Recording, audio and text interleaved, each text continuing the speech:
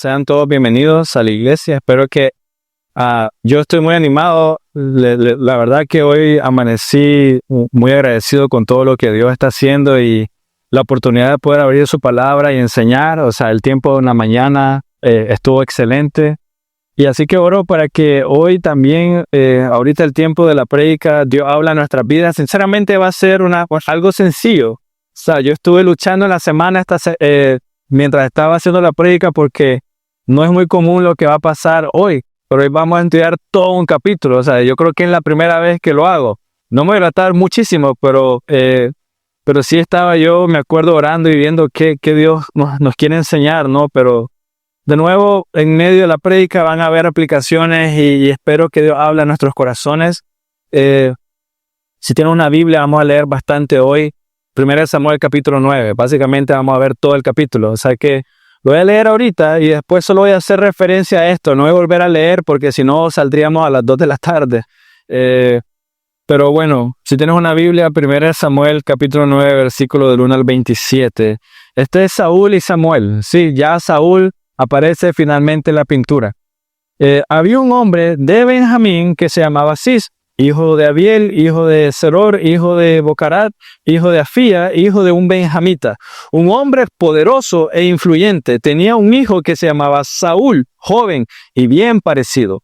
No había nadie más bien parecido que él entre los israelitas. De los hombres arriba sobrepasaba cualquiera del pueblo. De los hombros arriba, perdón. Las asnas de Cis, padre de Saúl, se habían perdido, por lo cual Cis dijo a su hijo Saúl: toma ahora contigo uno de los criados y levántate y ve en busca de las asnas. Saúl pasó por la región montañosa de Efraín y recorrió la tierra de Salisa, pero no las hallaron. Luego pasaron por la tierra de Saalín, pero no estaban ahí. Después atravesaron la tierra de los benjamitas, pero tampoco las encontraron. Cuando llegaron a la tierra de Suf, Saúl dijo al criado que estaba con él: ven, regresemos. No sea que mi padre deje de preocuparse por las asnas y se angustie por nosotros. El criado respondió: mira, en esta ciudad hay un hombre de Dios, el cual es tenido en alta estima. Todo lo que él dice se cumple sin falta. Vayamos ahora, quizás pueda orientarnos acerca de la jornada que hemos emprendido. Entonces Saúl dijo a su criado: pero si vamos, ¿qué le llevaremos al hombre? Porque el pan de nuestra alforja se ha acabado y no hay presente para llevar al hombre de Dios. ¿Qué tenemos? Y el criado volvió a responder a Saúl: aquí tengo la cuarta parte de un siclo, unos 3 gramos de plata. Se lo daré al hombre de Dios y él nos indicará nuestro camino. Antiguamente en Israel, cuando uno iba a consultar a Dios, decía: vengan, vamos al vidente, porque al que hoy se le llama profeta, antes se le llamaba vidente. Entonces Saúl dijo a su criado: bien dicho, anda, vamos. Y fueron a la ciudad donde estaba el hombre de Dios. Según subían por la cuesta de la ciudad, se encontraron con unas muchachas que salían a sacar agua y les preguntaron: ¿está aquí el vidente? Y ellas le respondieron: sí, él va delante de ustedes. Apúrense ahora, pues ha venido a la ciudad.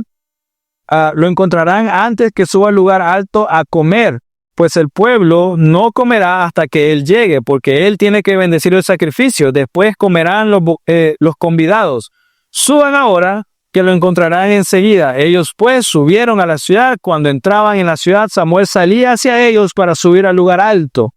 Ahora bien, un día antes de la llegada de Saúl, el Señor había revelado esto a Samuel: mañana, como a esta hora, te enviaré un hombre de la tierra de Benjamín, lo ungirás para que sea príncipe sobre mi pueblo Israel, y él librará a mi pueblo del dominio de los filisteos, porque yo he visto la aflicción de mi pueblo, pues su clamor ha llegado hasta mí. Cuando Samuel vio a Saúl, el Señor le dijo: este es el hombre de quien te hablé. Él gobernará a mi pueblo. Entonces Saúl se acercó a Samuel en medio de la puerta y le dijo: le ruego que me enseñe a dónde está la casa del vidente.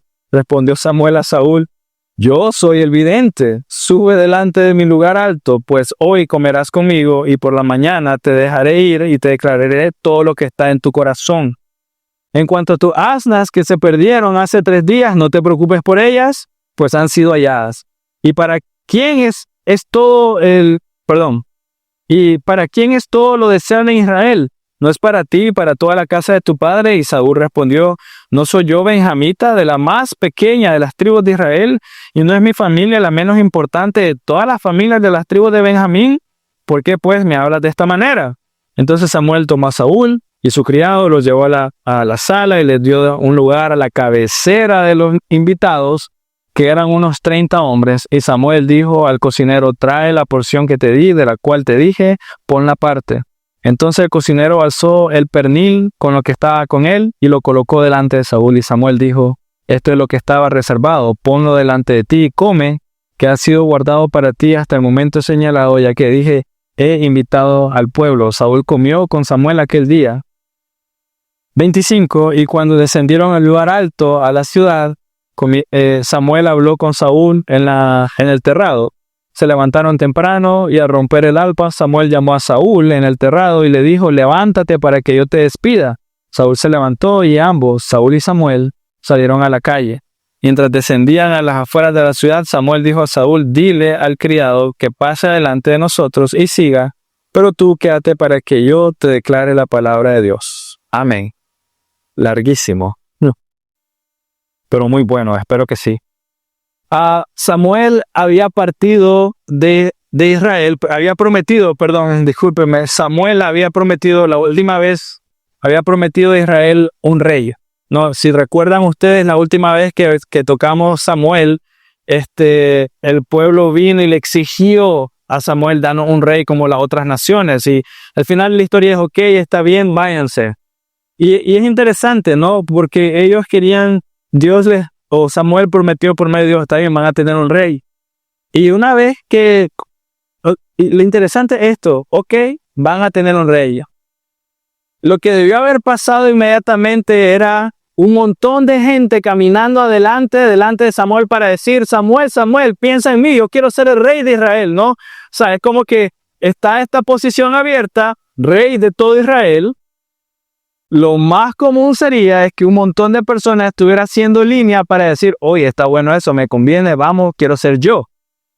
Pero no vemos eso. No hay candidatos presentándose delante de Samuel.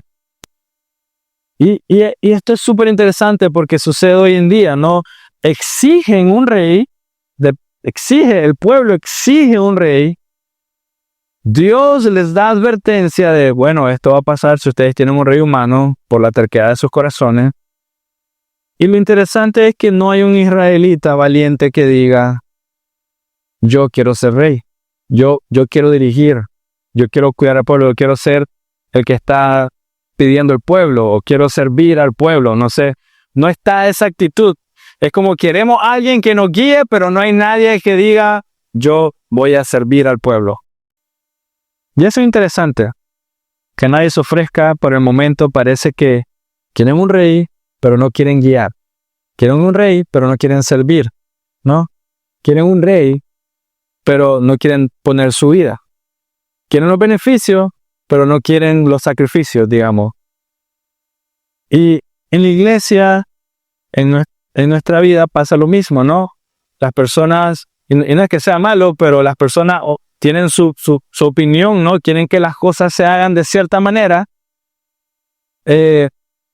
pero no hacer nada al respecto, ¿no? Es como, no sé, hay tantos ejemplos hoy, pero pasa lo mismo, ¿no? Es como, ¿por qué no se cuida mejor aquí o por qué no se hace mejor esto? Entonces la pregunta es, ¿por qué no lo haces tú? O sea, sí, no, a lo mejor es Dios mostrándote, está esa necesidad, está esa falta, está eso que nadie lo ha visto y a lo mejor Dios solo en ese momento o por ceguera de la iglesia entera o por sabiduría tuya, sos el único que lo ha visto, entonces ¿por qué no lo haces tú? Dios ya había dicho que le iba a dar un rey, eso lo había dicho en Deuteronomio 17, sé que iba a haber un rey para Israel, que Dios lo iba a escoger, pero todos permanecen en silencio, no hay nadie que diga o que empiece a orar, Señor, por favor, si te place, mírame a mí, quiero servir al pueblo. No hay ese corazón en el pueblo de Israel. Y aquí inicia la historia de Saúl. Y Saúl es el primer rey de Israel y por extraños pasos o cosas de la providencia, Dios lleva a Saúl delante de Samuel para que Samuel lo unja. Eso es lo que vamos a ver el domingo que viene. El capítulo 10 de 1 Samuel, Samuel unge a a Saúl como rey. Entonces, se nos dice que Saúl venía de una buena familia. O sea, era hijo de Cis, pertenecía a la tribu de Benjamín.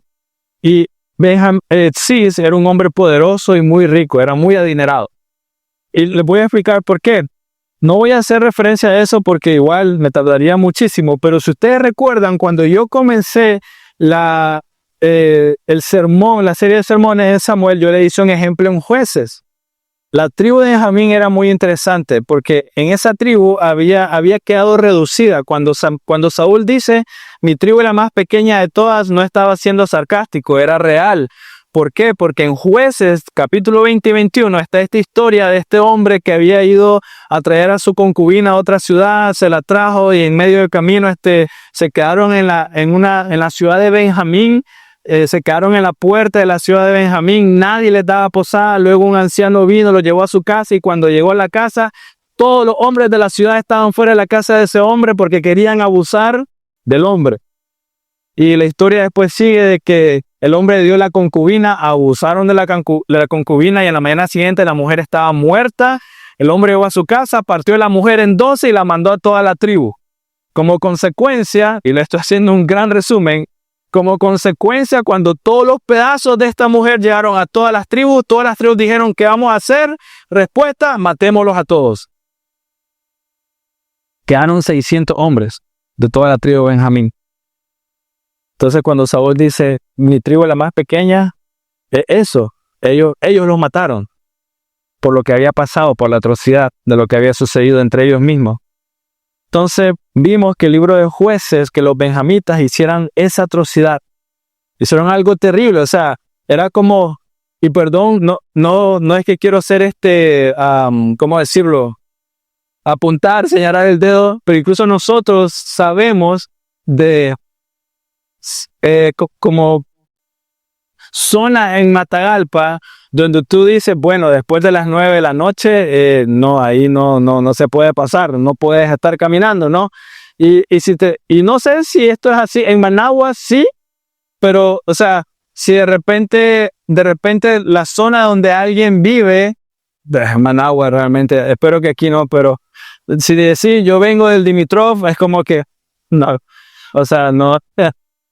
Yo reparto chic, bueno, ustedes saben, ya vieron, el reparto chic, es como, no, o sea, ¿cómo estás? Pero de la puerta para afuera, sin ánimo de ofender si alguien está escuchando, de repente alguien de reparto chic, solo estoy usando un ejemplo, no, entonces, lo mismo está pasando aquí con la tribu de Benjamín, no, esto estaba reciente, ya habían pasado varios años, pero todavía estaba ahí, ¿no?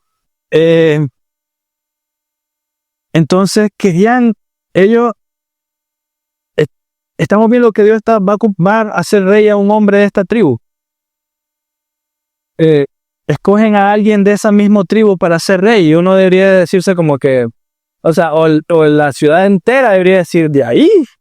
O sea, me explico, es como, no es por ser ofensivo, pero ellos, mira la atrocidad que hicieron, de ahí quieren, o sea, debieron haber respondido así. Pero bueno, aquí otra razón. Se nos dice al inicio que Cis era un hombre muy adinerado, era muy rico y tiene mucho sentido porque después que mataste a todo mundo, quedaron, o sea, tierras, quedaron posesiones, quedaron riquezas. Entonces todo eso se dividió entre los 600 hombres o entre los hombres que habían quedado. Entonces, de la ventaja de haber aniquilado a todo el mundo, todos los hombres de Benjamín estaban cómodos económicamente. No, entonces, pero se nos explica esto. Y luego el versículo 2 nos dice, como para exaltar a Saúl de alguna manera, que él era el más alto entre todos los hombres. Y no solo eso, sino que se nos dice que Saúl era el más guapo de todos. O sea, no había, pues, Alnica era el más guapo de todos. Y eso es interesante porque siendo el alto, los filisteos, si cuando vayamos más adelante, Dios no lo permite, recuerden, Goliat era altísimo, los filisteos eran más altos de lo normal, era como una población de gente que todo el mundo jugaba baloncesto, por así decirlo, ¿no? O sea, eran altísimos. Entonces, cuando tenés, y entonces piensen todos los israelitas de estatura mediana y todos los filisteos así, pero de repente tenemos a Saúl. Este se puede codear con aquellos, ¿no? Eso es lo que estaba en la mente de ellos. Él era apto para competir con los gigantes de Gato, competir con los hombres altos filisteos, para ponerse de tú a tú con ellos. No miraba para arriba, sino que miraba así. El nombre Saúl, su raíz hebrea significa pedido. El pedidos ya, digamos. Saúl es pedido ya. Entonces, porque el pueblo pidió un rey. Así que Saúl fue la respuesta del Señor de la petición del pueblo de Dios. Y este era el rey que cumplía los requisitos del hombre. Entonces, con lo que le he dicho, es interesante, pero ¿cuáles eran los requisitos que esta gente pedía para tener un rey? No era que fuera inteligente, no era que tuviera sabiduría o que fuera piadoso, no era eso.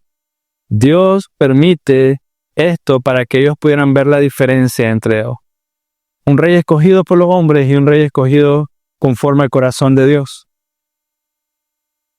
Cuando Dios escogió su rey, que es el que sigue, David, un hombre conforme a su corazón, Dios escogió uno que no destacaba. David no era el más alto de todos sus hermanos. Es más, ni siquiera lo llevaron a presentar porque dijeron, no damos ni un peso por él. No, Dios escogió a ese. Y quiero que a medida que yo vaya hablando de la vida de Saúl, de cómo es Saúl, ustedes en su mente vayan comparándolo con David. No, vayan comparando con David. Pero David no destacaba, no era alto, probablemente no era, bueno, ustedes pueden decir sí, otros pueden decir no, pero quién sabe, si aquí se nos dice que Saúl no era como otro, entonces probablemente Saúl era más guapo que David, quién sabe, no, ahí sí, no sé, pero sí David era alguien conforme al corazón de Dios, pero cuando el pueblo eligió a su rey, según su propio corazón, el corazón del pueblo, lo que buscaban eran alguien con majestuosidad, con grandeza, que se mirara bien, todo por fuera, un hombre corpulento y alto, ¿no? Dios se encarga de demostrar entonces que no se trata de las cualidades externas, se trata de quién mora en la persona. Eso es la idea principal de hoy. No son las cualidades externas, se trata de quién mora dentro de ti, ¿no?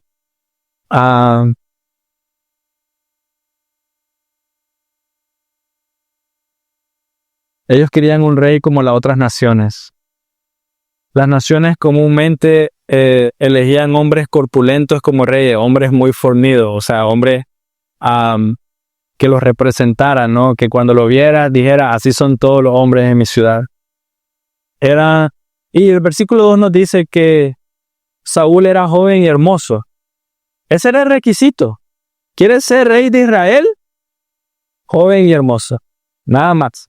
Qué fácil, ¿no? Bueno, la verdad no. Tal vez no, ninguno de nosotros aquí pasaría la prueba probablemente, pero joven y hermoso. De los varones. Pero recuerda que querían a alguien que los representara ante las naciones. Y a medida que la persona tenga esas cualidades, joven y hermoso, entonces estaba bien. No necesitaban nada más. No querían ni siquiera que hablara, que se mirara bien. Querían una representación externa de cómo se sentían ellos por dentro o de lo que querían aparentar, porque obviamente no todos en Israel eran jóvenes y hermosos. Pero ellos querían simplemente a alguien que se mirara bien, que los representara bien, ¿no? O sea, y le voy a dar un ejemplo muy nica, diría yo, muy nica. Creo que ya hemos mejorado al respecto, pero es como querer que la casa se vea bien por fuera, pero por dentro no importa. No, o sea, sí sucede algunas veces, ¿no? Que la fachada por fuera que se mira excelente, pero luego por dentro todo se está cayendo. No, sí sucede. Pero algo así está pasando. Era alto, sobrepasaba en estatura a todos los varones, y descripción de él lo identifica como semejante a los reyes de las otras naciones. Entonces ahí es como, bueno, voy a ocupar otra referencia y no es que quiera ser bromista hoy, no es mi intención, pero es solo para que me entiendan. Pero es como que quiera un esposo, digamos, por decir un ejemplo, mujeres, que quieras un esposo nica, pero que se vea gringo. O sea, no se puede. O sea, no se puede. Bueno, tal vez si te vas a este link, pero sin reales. Entonces, no hay nada. Pero, ¿me entienden? No, o sea, es como, esa es la descripción que ellos buscaban. Saúl parecía un gran rey. Eso es lo que quiero que entiendan. Saúl parecía un gran rey, parecía. Pero era solo imagen y apariencia.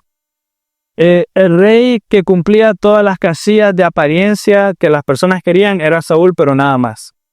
Y aunque Saúl provenía de una familia adinerada y era puesto, eso es todo lo que se nos dice de él. Por eso es que estoy siendo muy exagerado con esto. Leímos todo un capítulo y por ningún lado se nos dice de Saúl, también era un hombre que amaba al Señor. Solo se nos dice que era bello y hermoso. Creo que eso nos da una muy buena idea de qué debemos de buscar de alguien o qué debemos de estar atentos. Puede parecer muy bien por fuera, pero pronto aprenderemos que si no tienes el corazón para Dios, esa persona se volverá un dolor de cabeza.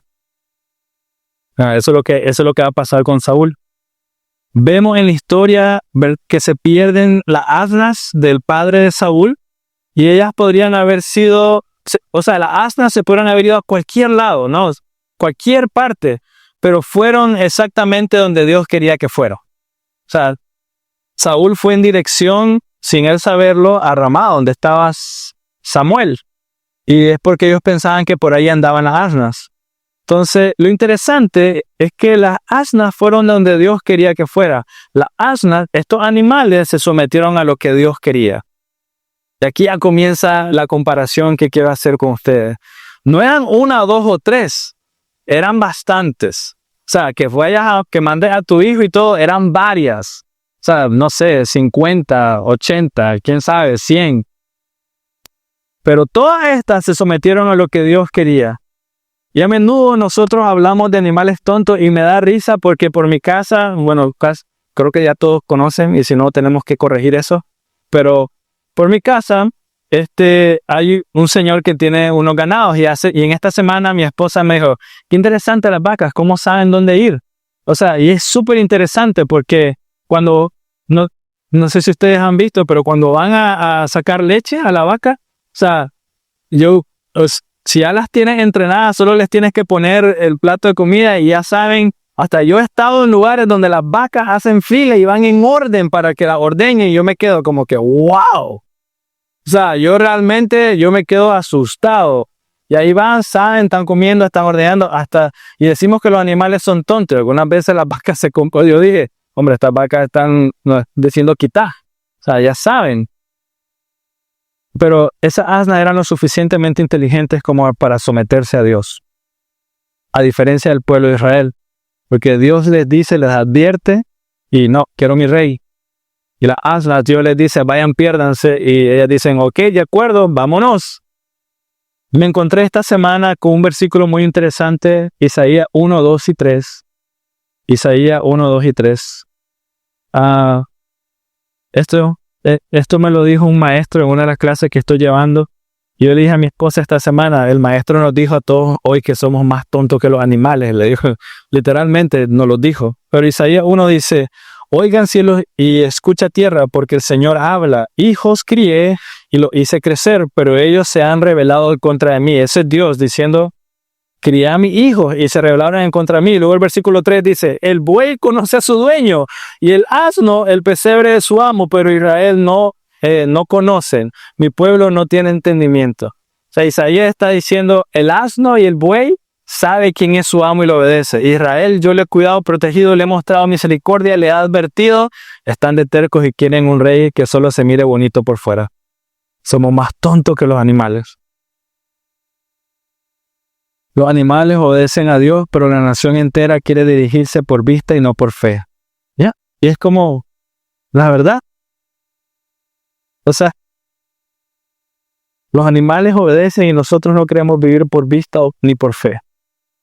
Ahora, ¿quién tenía la responsabilidad de cuidar las asnas de Cis? No se nos dice, no sabemos, pero se designa la tarea de ir a buscarla a Saúl y a este sirviente, ¿no? Y ahora, esta pequeña tarea que le designa a él, buscar, o sea, se parece a la tarea que él va a tener como rey. Mira, Saúl va a ser el próximo rey. ¿Qué es lo que va a hacer el rey cuando él esté ahí? Igual, buscar y proteger a su pueblo. ¿Qué se le encargó a Saúl ahorita ir a hacer? Ve a buscar y proteger las asnas que se han perdido. No, como rey, él va a tener que hacer eso. ¿Cuál es la actitud de Saúl cuando fue a buscar las asnas? Bueno, pasaron unos días y de repente le dice él a su siervo, mira, yo creo que mi papá se va a preocupar, regresémonos. Y ahí comienza, aquí es donde quiero que comiencen a comparar a Saúl con David. En cambio, el criado le dice, no, sigamos adelante, hay una cosa más que podemos intentar, aquí hay un hombre de Dios y vamos para allá. Así que tenemos unas primeras pinceladas de la actitud del nuevo rey. Si fue Saúl el que estaba encargado de cuidar las asnas, entonces, suponiendo, ¿verdad? No se nos dice.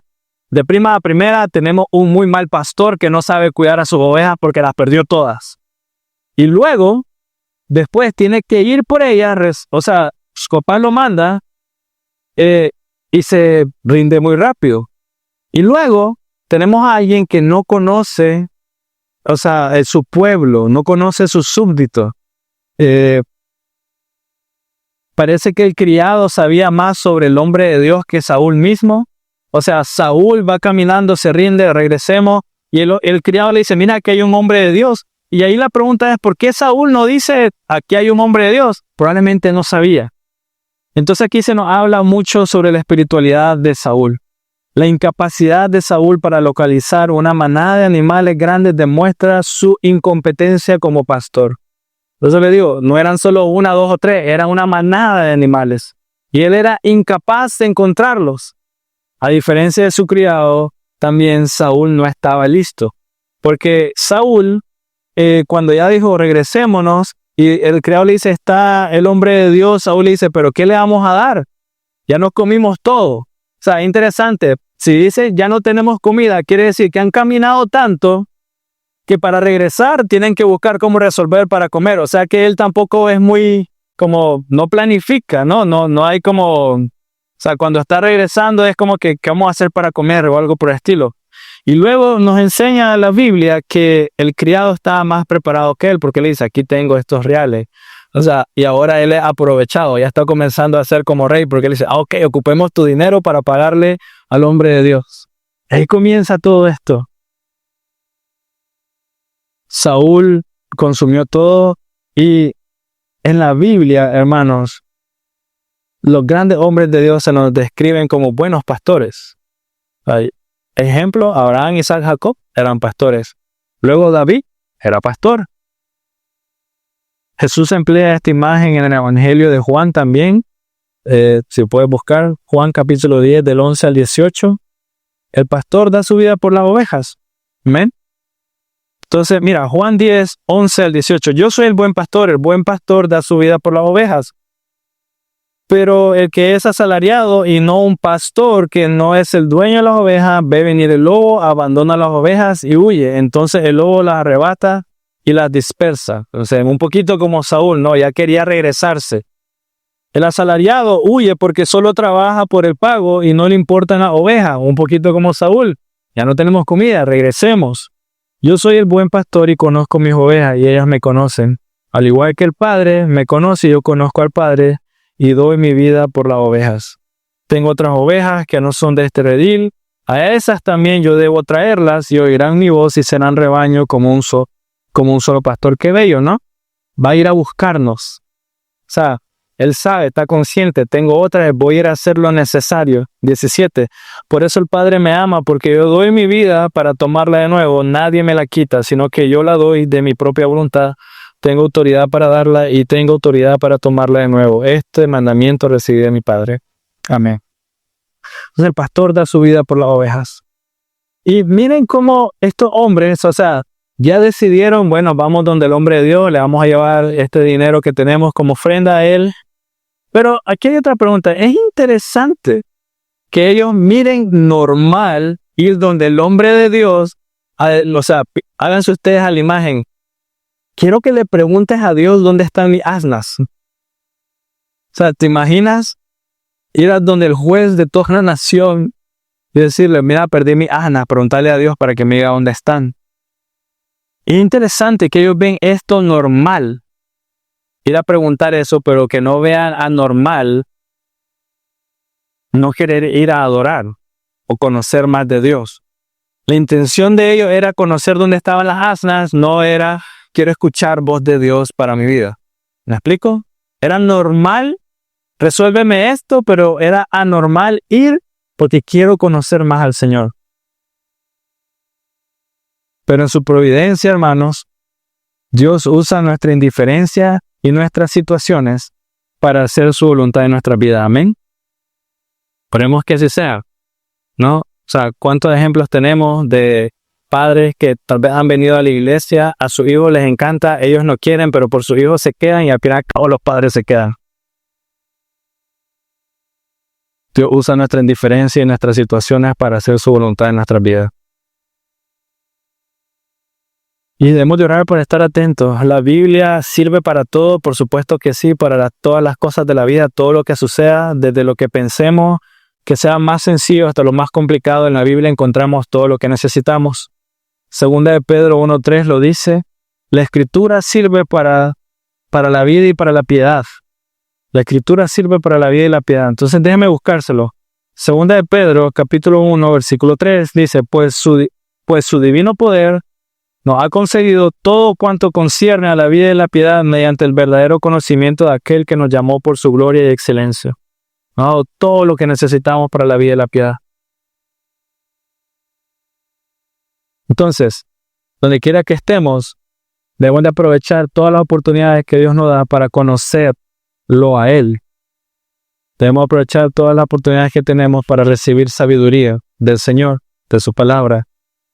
Debemos hacer lo necesario para viajar lo necesario, hacer lo necesario para escuchar la voz de Dios y bendecir nuestras vidas. Se lo repito, debemos hacer lo necesario, viajar lo necesario para escuchar la voz de Dios y bendecir nuestras vidas. Estos hombres no tuvieron problemas, ninguno, para viajar 3 días buscando a sus asnas, pero nunca habían hecho eso para ir a escuchar a Samuel.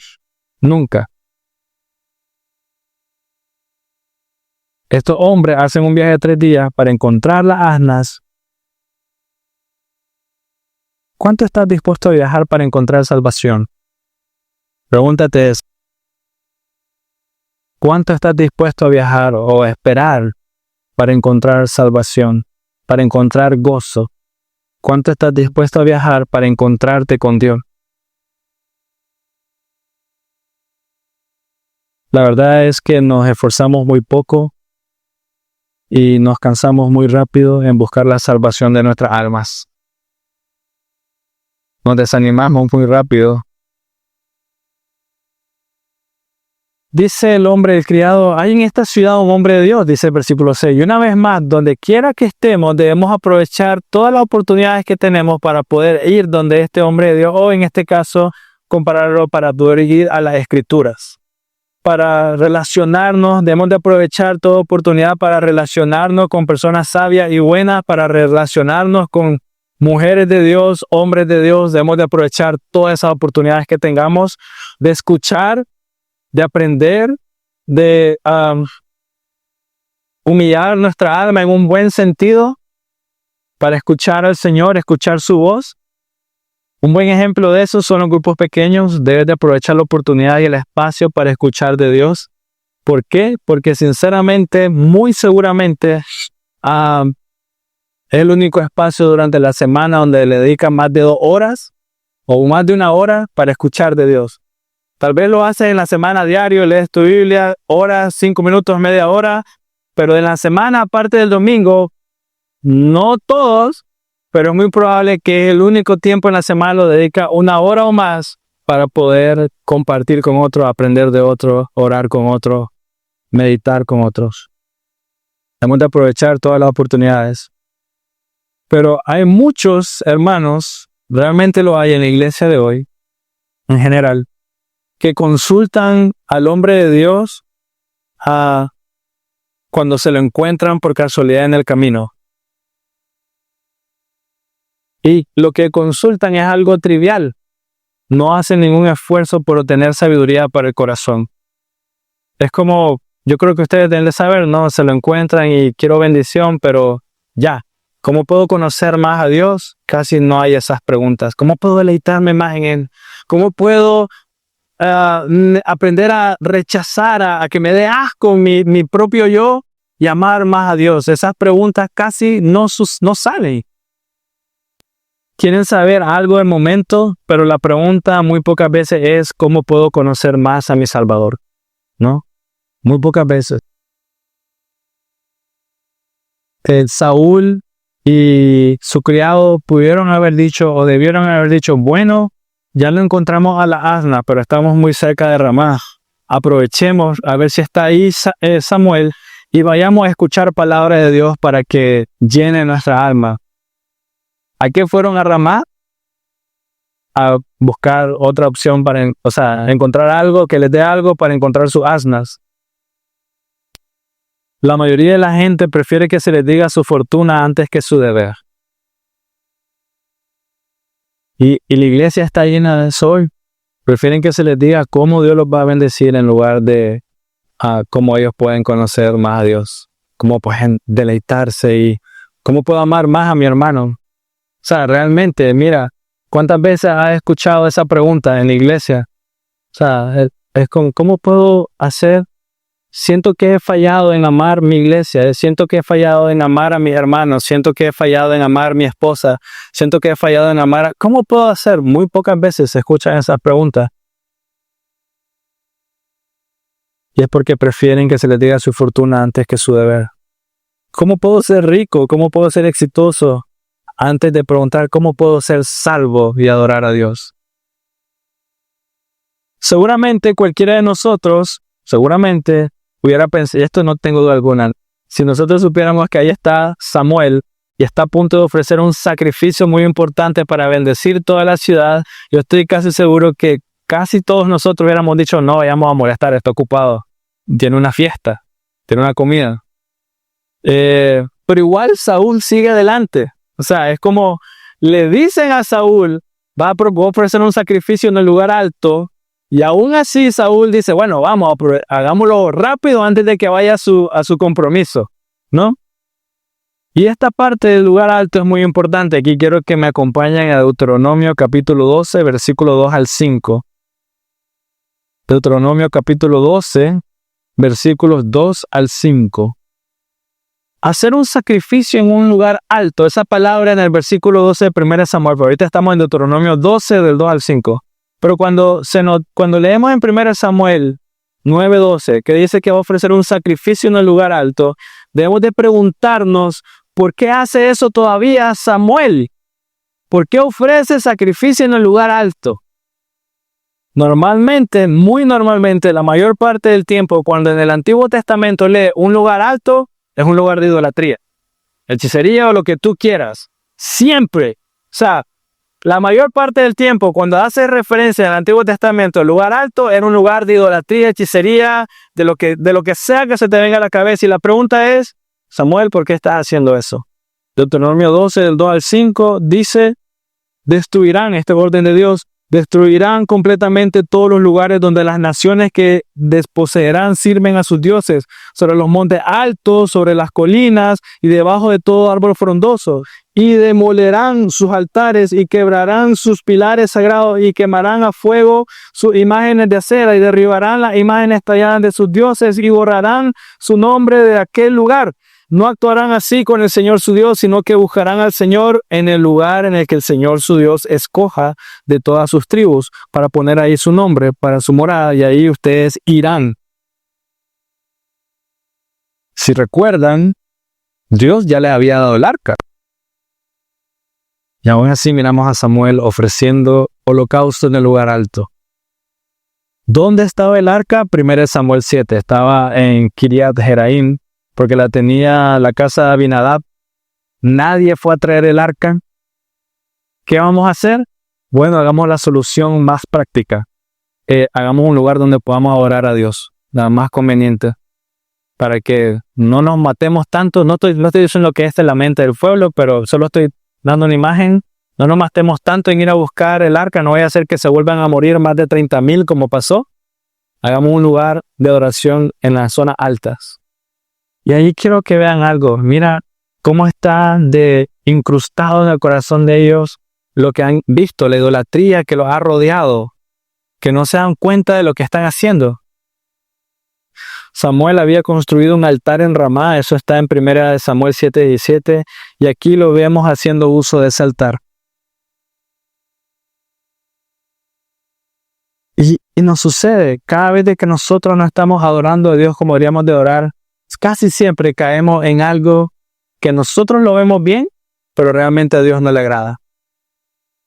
Saúl vivía más o menos a 30 kilómetros de Ramá, donde vivía Samuel. 30 kilómetros, o sea, no es una distancia muy larga. Y sin embargo, parece que Saúl no conocía a Samuel. Ni siquiera había escuchado de él, ni siquiera sabía que había un hombre de Dios ahí, lo cual es interesante porque Samuel andaba de ciudad en ciudad resolviendo las situaciones. Pero el versículo 18 de 1 Samuel nos demuestra que Saúl no conocía quién era Samuel. Y esto habla mucho del corazón del rey de Israel. Si este hombre no conocía quién era Samuel y ni siquiera sabía su nombre, ¿qué nos dice de su piedad o de su devoción? No le interesaba.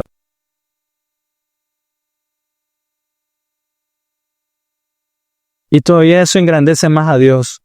El pueblo le pide un Dios a Samuel, Dios dice lo que va a pasar, y luego en medio de las cosas, de la advertencia, Dios dice, ustedes van a clamar y yo no los voy a escuchar. Y 1 Samuel 9 dice algo interesante. ¿Quién escogió a Saúl como rey? ¿O quién lo llamó para que fuera rey? Fue Dios. Dios habló a Samuel, va a venir a este quiero que unjas. Y mira qué interesante, dentro de la arrogancia del pueblo de Israel, Dios sigue siendo misericordioso. Le envió un hombre para que lo gobernara y lo salvara de la mano de los filisteos. Misericordia, ¿no? O sea, a pesar de la arrogancia de esta gente, Dios, a pesar de nosotros, sigue siendo misericordioso con nosotros. A pesar de que un reino entero quería un hombre que se mirara bonito y nada más, Dios sigue pensando en la seguridad de ellos. Y eso es interesante. Esta gente solo quería a alguien que se mirara bien. Dios está diciendo, no, yo quiero cuidar tu corazón. Yo quiero protegerlos. Y les envía a alguien que ciertamente los protege en contra de los filisteos. Dios es misericordioso. Versículo 18 dice que Saúl se le acercó a Samuel al revés. Samuel se le acercó a Saúl. Y Saúl no lo reconoció. Lo que pone en manifiesto la ceguera espiritual de Saúl. Entonces, es un mal pastor, Saúl, y es un mal adorador. No conoce a Samuel.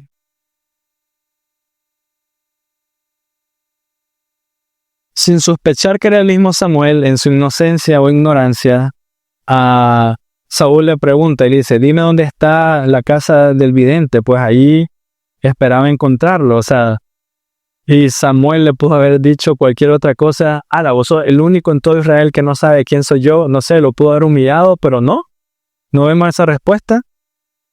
Y habla mucho del corazón de Samuel, porque Samuel era de las personas más importantes de todo Israel, y eso viene como con una manera, digamos, en nuestros ojos de vestir de la gente. Ustedes saben, en general, cuando un hombre es dueño de una empresa, o sea, en general lo ves con la manera que se viste o algo por el estilo, ¿no? O sea, no, hoy en día no tanto, hoy en día tiene gente como el de Facebook que se viste de chancla si él quiere, pero sabes quién es. Pero en general las apariencias dicen mucho, todavía en Matagalpa hay de eso, las apariencias, la gente se deja llevar por las apariencias. Pero la apariencia de Samuel no decía mucho, o sea, Saúl pudo haber preguntado quién eres y de repente pudo haber visto su vestimenta. Probablemente este es. Pero Samuel era alguien humilde, no andaba con grandes cosas, no andaba con un séquito de gente detrás de él o delante de él, andaba cargando las cosas, él iba a preparar los detalles. Entonces habla bastante sobre la humildad de Samuel en este punto. Se parecía como un hombre común y corriente. Samuel nunca sospechó que era él. Incluso en esto vemos la diferencia del hombre de Dios y la actitud de Saúl, como las apariencias. Samuel no pregunta, cuando Dios le dice a Samuel, va a venir este muchacho, se llama Saúl, y le da todas las órdenes. Samuel no cuestiona a Dios, y eso es interesante. No, a Samuel no le dice como, ¿quieres que reciba al que va a tomar mi lugar?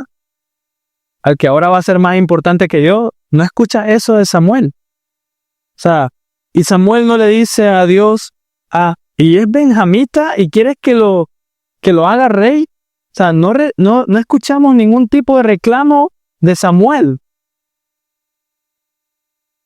Más bien todo lo contrario. El versículo 24 dice que Samuel le preparó una parte muy especial a Saúl del sacrificio. Y no lo tienen que buscar, solo quiero recordarles la parte que Samuel le apartó a Saúl era muy especial. Realmente las personas que estaban ahí comprendieron que algo importante estaba pasando. Levítico 10:14 dice, sin embargo, el pecho de la ofrenda mecida y la pierna de la ofrenda pueden comerlos en un lugar limpio tú y tus hijos y tus hijas contigo, porque han sido dadas como la porción tuya y la de tus hijos y la de tus hijos de los sacrificios de las ofrendas de paz de los israelitas. O sea, esto es como los deberes y las porciones de los sacerdotes. Entonces, el sumo sacerdote de la ofrenda iba a apartar algo para sus hijos y sus hijas. Y esto que era para el hijo y la hija, Samuel se lo está dando a Saúl. Y entonces todas las personas que estaban ahí han dicho, opa, ¿qué está pasando aquí? A este desconocido Samuel le está dando esto. Pero era una parte selecta y todo el mundo entendió. En el banquete público Samuel lo llevó a él y al criado y él dijo, esto lo ha apartado para él. Nadie dijo nada. Así que aquí podemos ver si este es el hombre elegido por Dios, es el pensamiento de Samuel. Aunque no sea mi amigo ni confidente, es bienvenido en mi mesa. Samuel le está dando la bienvenida a Saúl. Aunque no sea mi amigo, aunque no me conozca, aunque nunca ha escuchado a mí, aunque nunca ha venido a adorar, aunque no conoce a Dios, le voy a abrir la puerta de mi casa y la mesa. Y luego Samuel, en toda su misericordia, le dice a Saúl, no solo que las asnas han sido encontradas, sino que le dice, te voy a hablar a tu corazón, te voy a declarar lo que está en tu corazón. Y vemos una gran diferencia también. El hombre se conforma con resolver la situación, saber su suerte. Dios quiere hablar a tu corazón. Saúl solo quería que se le dijera dónde estaban las asnas.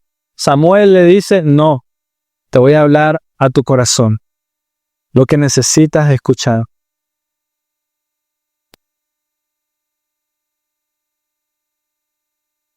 Saúl seguramente estaba sorprendido. Ni siquiera había mencionado las asnas y ya Samuel le había dicho, tus asnas ya fueron encontradas. Entonces ahí, y luego cuando ya por fin Saúl está haciendo como wow, él responde de una manera amable o educada. Él dice, no es mi casa la menor de todas, no es la tribu de Benjamín, y él está siendo solamente amable, modesto. No hay humildad genuina de corazón. ¿Por qué? Porque cuando él es rey cambia rotundamente. Así que para terminar, yo sé que les di mucha información, pero quiero resaltar dos cosas. La misericordia de Dios al seguir cuidando a su pueblo. A pesar de la rebelión del pueblo, Dios sigue cuidando a ellos. Él mismo proveyendo por un rey. Ellos tendrán consecuencias por sus decisiones, pero en medio de esas decisiones, Dios sigue cuidándolos con misericordia y enviando a alguien que Dios sabe que los va a proteger de los filisteos. Dios sigue siendo misericordioso, amén. Es bueno saber, es mejor caer en las manos de Dios que en las de los hombres. Es mejor caer en como la disciplina de Dios que en la de los hombres. Porque Él es justo, pero también es misericordioso, infinitamente. O sea que otro tema a meditar son las consecuencias de perder de vista el orden de Dios. Aunque Samuel tenía buenas intenciones de adorar a Dios, no fue correcto que hiciera adoración en los lugares altos. Porque todo el mundo iba a relacionar eso con la idolatría de los cananeos. O sea, todo el mundo iba a recordar, aquí fue donde hicimos esto. O incluso ahí, tal vez en ese lugar se hicieron cosas perversas y malas. Pero quiero que vean, cuando no hacemos las cosas de la manera correcta, de la manera que Dios ordena, siempre lleva a desorden y en última instancia a rechazo de Dios. Tal vez son cosas pequeñas, pero siempre llevan a desorden y rechazo de Dios. Que Samuel esté haciendo adoración en los lugares altos, teniendo el arca disponible, solo tenían que ir a buscarla, es un tema crítico. Habla bastante del corazón de la ciudad. Poco a poco se han pervertido y asemejado más y más a las naciones. Poco a poco. Y eso sucede con nosotros. Cada vez de que cedemos, poco a poco nuestro corazón se va pervirtiendo más y más. Cada vez que decimos, ¿cómo ponerlo?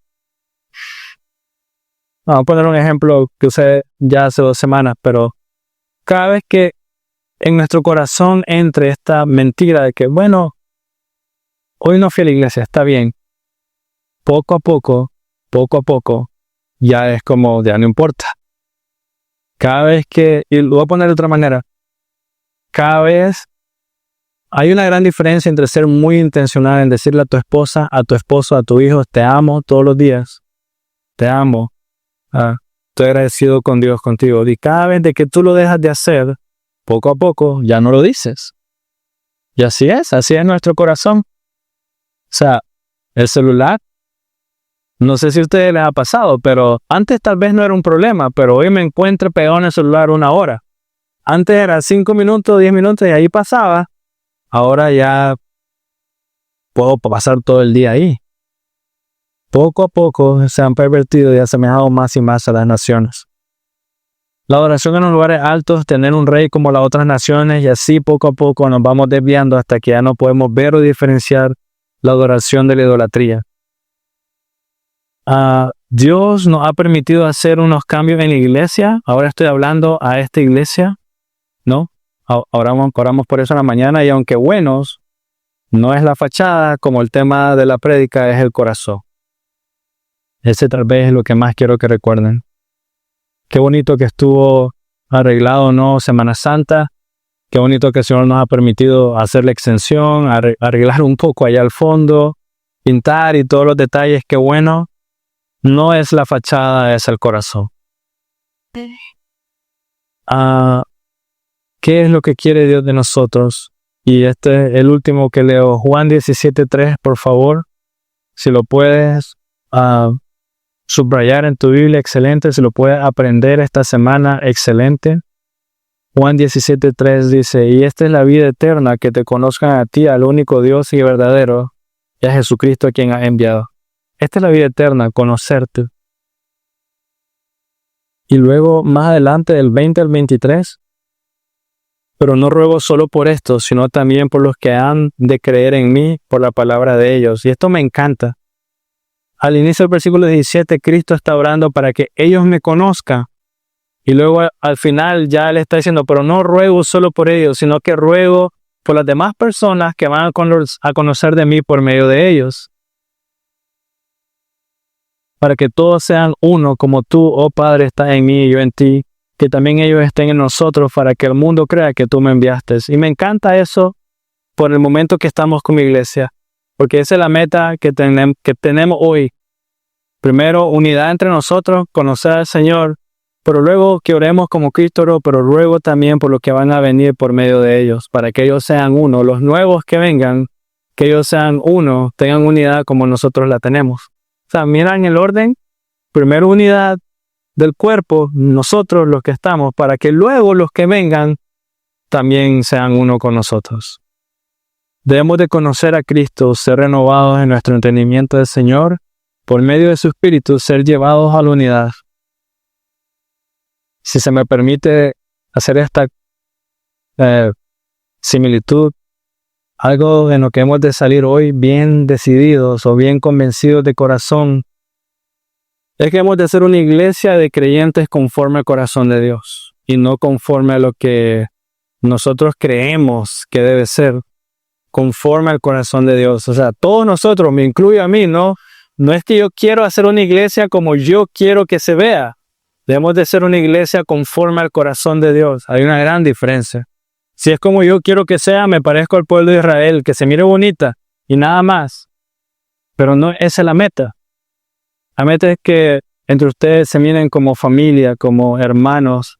La meta es que juntos conozcamos al Señor. La meta es que adoremos a Dios. La meta es que nuestros hijos vean o sea, aquí estoy yéndome muy adelante, ¿verdad? Pero la meta es de que a lo mejor, y así Dios nos lo permite, 10, 15 años más adelante, miremos a nuestros hijos casándose entre ellos y digamos, ¿te acordás cuando estaban en Petraquís juntos? ¿Te acordás qué necio era el hijo del pastor o algo, no? Pero unidad, no, o sea, cuidado.